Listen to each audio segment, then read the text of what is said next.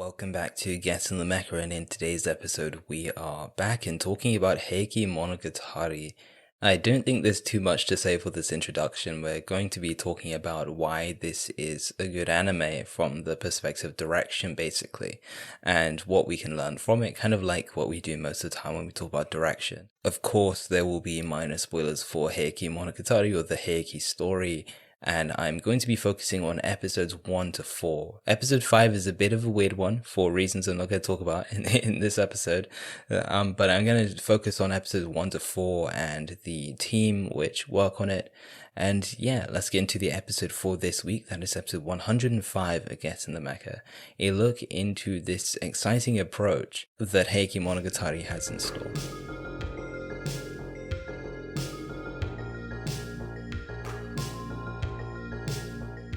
I know I said we're hopping right into this, however, where does one even begin with Heike Monogatari? I think it took so many people by surprise since there were so many things to unpack from the announcement, and the fact that it was coming out in 2 weeks as well from when the announcement actually came out. But firstly, Naoko Yamada leaving Kyoto Animation is a big thing for starters, and something I didn't really expect to happen for a very long time, if not at all. Mainly because she kind of built her entire image and aesthetic there in that studio that it felt a bit weird, her being divorced from it. However, here we are. And also we have the fact that she's doing it at Science Saru of all places, which is two places, well, Kyoto Animation, Science Saru in my head from the aesthetic point of view and based on the artist there.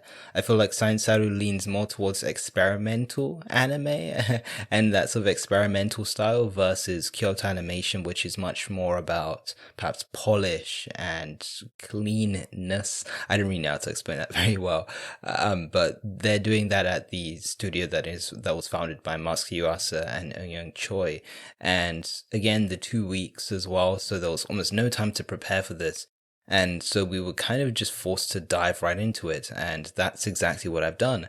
However, that being said, it's still been an incredible journey so far, and I didn't expect any less from Yamada and this team. But funny enough, we didn't really know who this team was or who it was going to be, and it's still unraveling itself. And hence, in this episode, I want to talk, of course, about Yamada's style and aesthetic and approach to this anime, from what I've picked up on, as well as the approach of these other creatives as well, since this is a completely new team, and we're seeing creatives that I didn't think would ever see work together. I don't say in my lifetime, but I just never thought that these sorts of creators would ever come together. And here we are. So this is a really important anime, and I want to try and get to the core of what makes it so beautiful. I think this anime is really an opportunity for director Naoko Yamada to unleash her full creative potential. And I have a bit of a, not really theory, but a feeling that Kyoto Animation, as great as it is, perhaps held her back and what she wanted to create. And I think Heike Monogatari is potentially the start of her being able to unleash what that vision truly is that lives within her. And we need all these varying creatives with different skill sets versus the ones which she's worked with for so long in order to really bring that out. And hence why we're going to look at this team, this directorial team this episode. Let's first start off with the two ex-Kyoto Animation staff who are on the directorial team, who are, of course, Ai Yukimura and Naoko Yamada. Of course, remember that I am talking about episodes 1 to 4 as this show has not finished yet.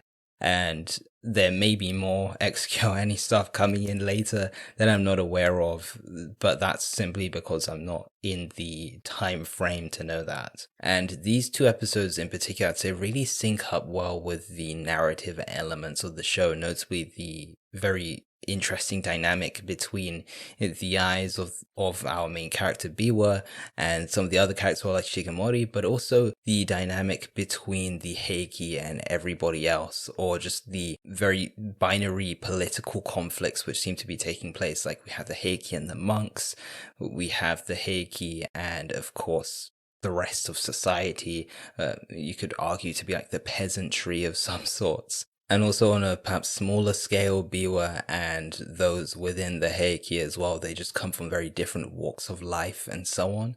And the visual elements as well really cater around these ideas. When it comes to Naoko Yamada's first episode, which she storyboards and directs, you really have to pay attention, at least to me, I think you really have to pay attention to the framing in this episode.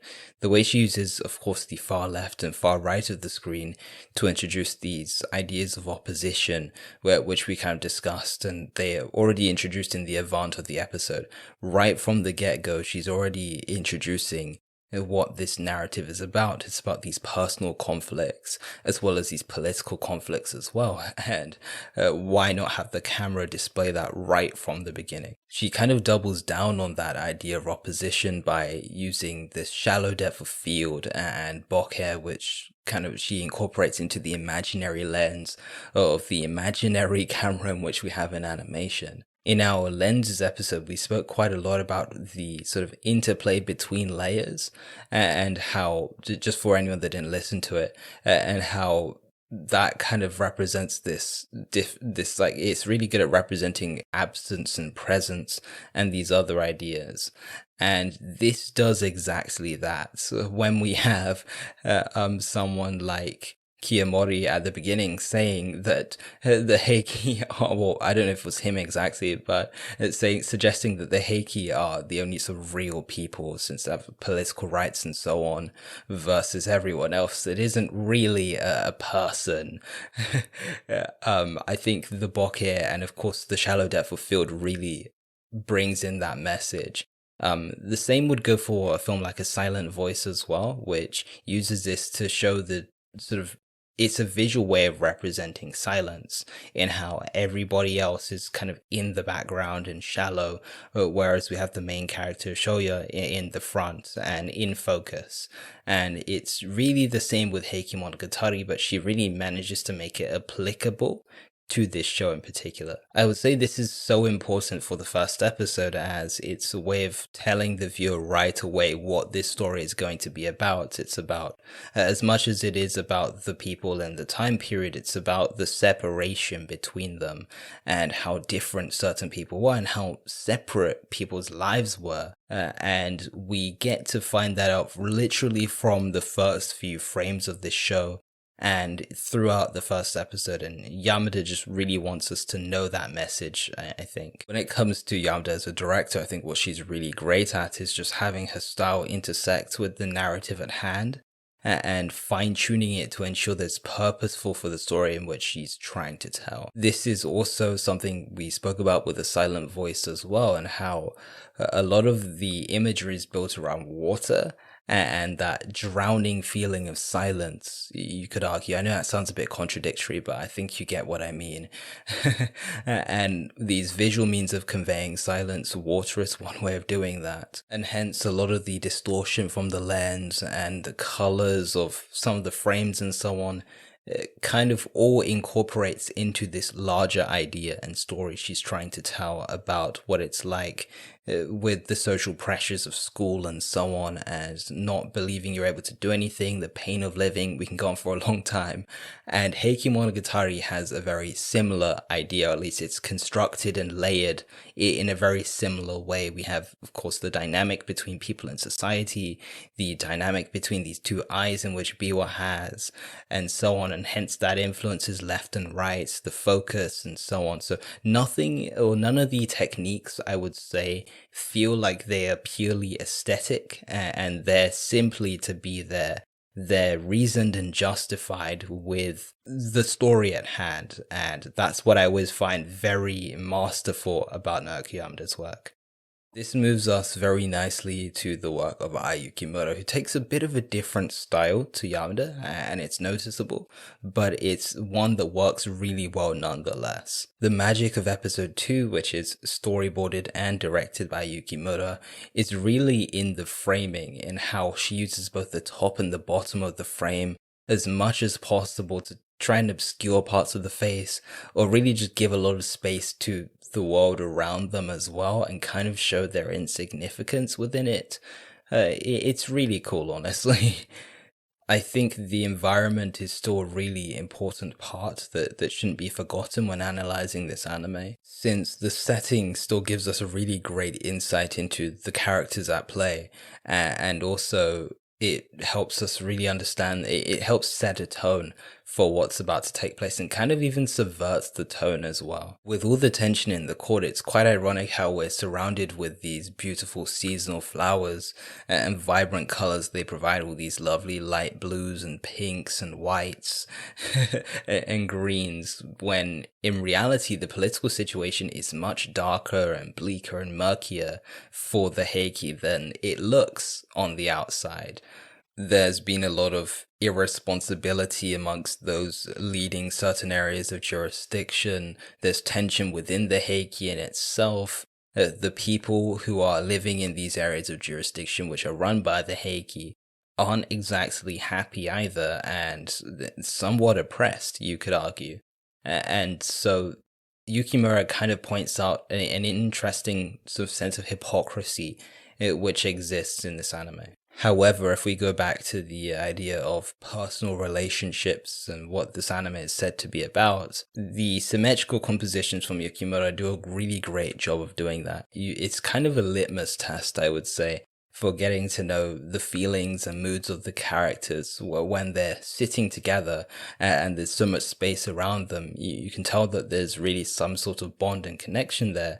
Versus when they're kind of sitting alone in the middle as well, that also paints a really, even though the shots are kind of similar, they tell a very different story. When someone is sitting alone and there's so much space on the outside of the frame, that sense of loneliness is definitely enhanced, versus when there are two people together, it feels much more intimate and they're the only two who have each other and they're together. So I would say Yukimura is a very essential part of conveying some of these messages of personal relationships, but also really helps for the political aspect of this anime too.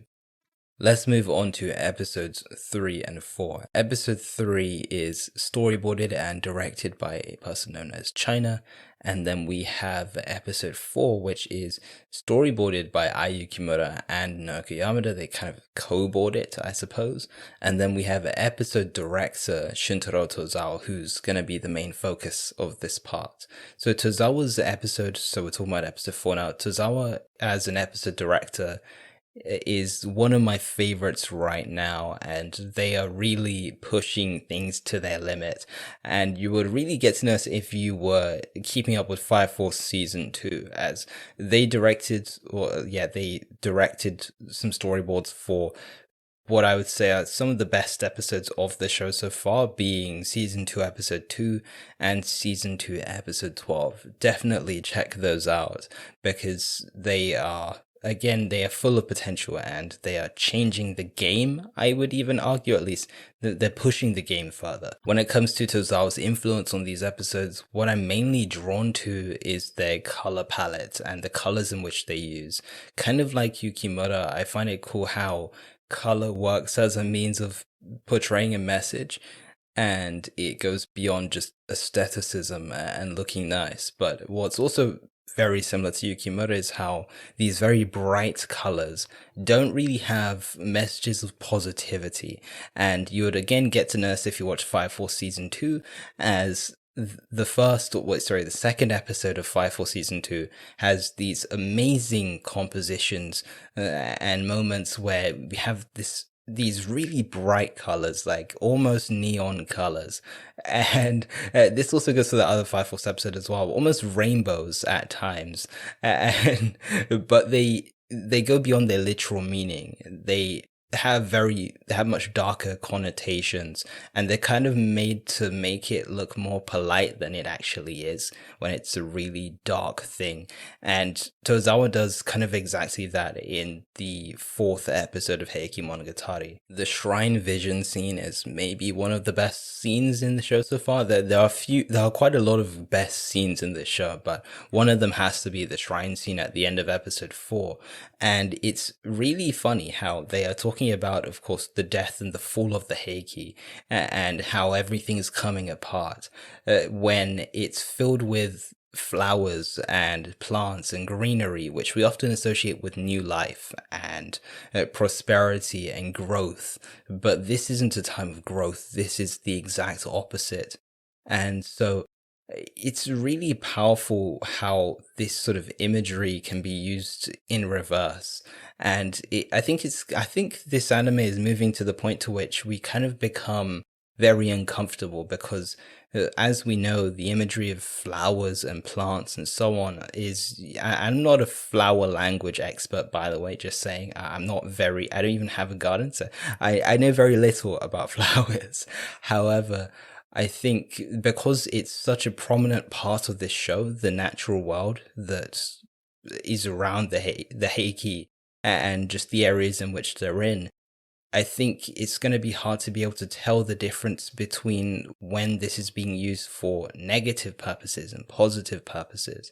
We're kind of always surrounded by these negative ideas of death and the fall of the Heike and so on. In short, I would say that the power of Tozawa is to make us feel uncomfortable and question what we already often feel comfortable with. The plant imagery is now being twisted and subverted by this director, and moving forward, I wouldn't be surprised if we see more of this, even if it isn't from Tozawa's episodes. And then the final staff member that I want to cover this episode is China, who worked on episode 3. And I'm going to be honest, I did not see them working on this show at all. It was a very welcome surprise because I really love their work, but I was very surprised when I looked at the credits that day and I saw them right there. I was like, wait, this can't be real, but it was. And so China's work on this episode really revolves around space and distance. However, one shouldn't confuse that with being not emotional and personal as it really is. It's more so the space that is doing the talking.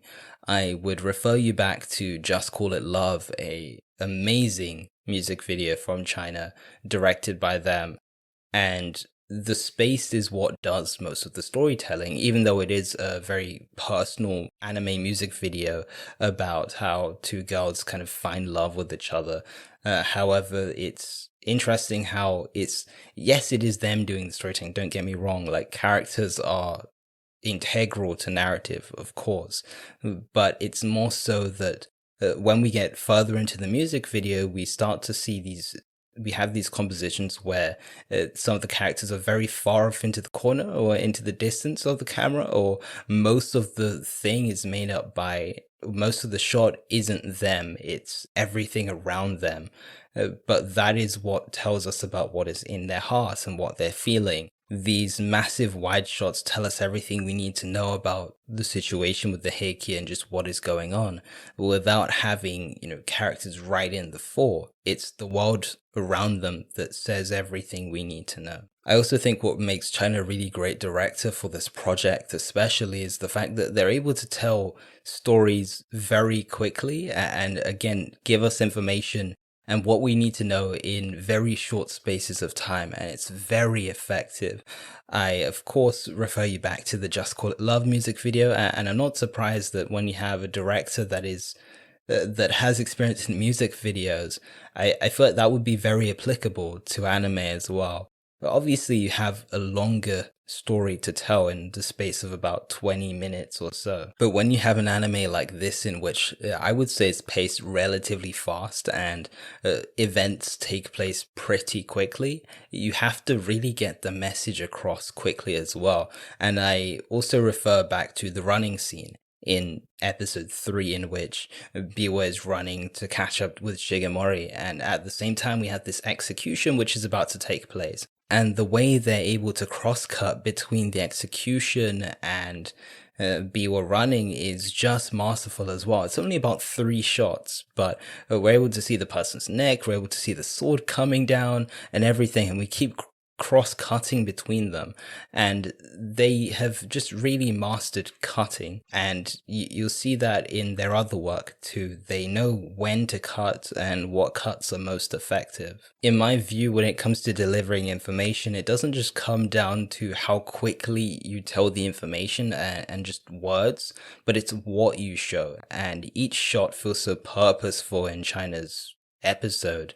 Each one feels like it feels almost very I would say economical, but I mean that in a very good way, as in it says just the right amount that's just about enough to obviously keep you interested in the episode. It doesn't just give everything away, but at the same time, it gives us the right amount of information to keep us sort of in the know at the same time.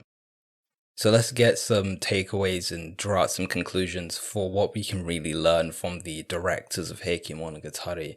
And what this show really teaches me is that there's so much blooming talent and upcoming talent in the anime industry right now. And Heike Monogatari seems to kind of be the tip of the iceberg as to what, and not just what these creatives can do, but the amount of talent that is there, and so many creatives that simply just need to be given the opportunity to work on these really interesting projects, and they can really show off what they can do. There is so much to unpack from this anime, and if we were to talk about the political themes in these 5 or 4 episodes so far, we would be here for a really long time. However, I think these directors do a really great job of unpacking that in a way in which feels much more approachable and digestible, still keeping that, I would say, complexity when we look at, of course, Tozawa and Yukimura, and when we're talking about color and so on.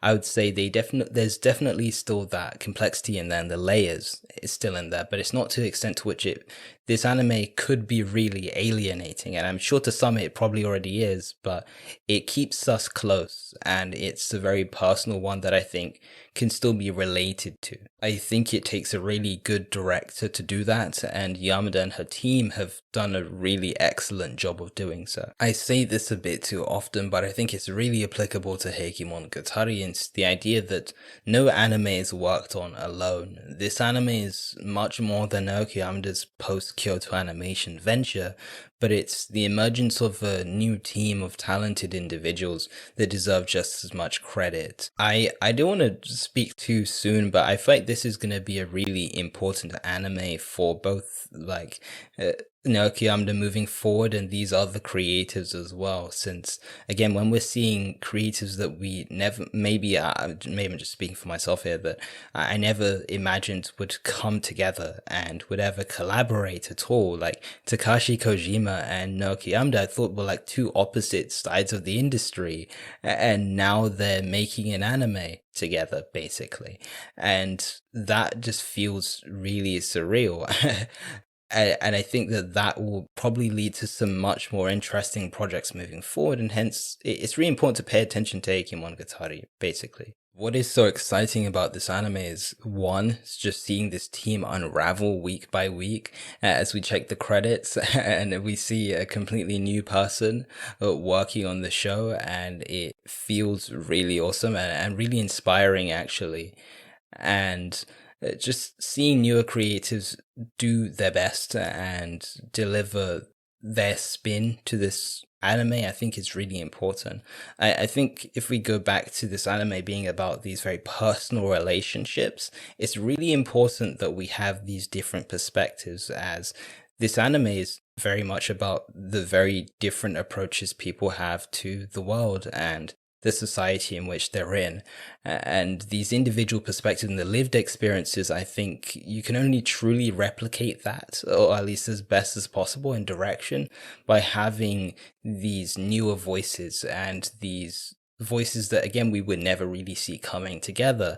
And that's why I really love this anime, because it's from not just the anime and narrative itself, but from the perspective of direction and all the production stuff, it feels like it's doing a great job of replicating what the anime is all about to begin with. Kind of like we said on the animation direction episode, each creative brings their own life experiences and experiences on other anime and creative outlook and approach to animation to each episode. And we're seeing that right here in Heike Monogatari. This is a live example. And that lived experience of these creatives and experience in the industry is coming together nicely and intersecting nicely with the various lived experiences of the people in this anime. And hence, I think we're in for a really great treat going forward if it continues like this.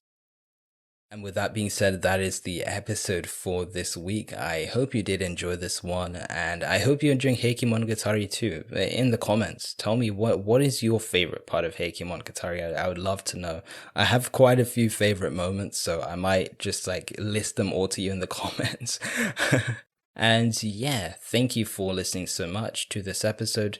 Again, it's late. I say this every week. I don't want to keep making excuses, but yeah, I just wanted to get this one out in good shape so it actually works okay rather than having it rushed. But that's it for this episode. Thank you for listening, and I will see you next week. The music in this production goes as follows: Mandatory Overtime by Joth, and Synthwave by Alex McCulloch.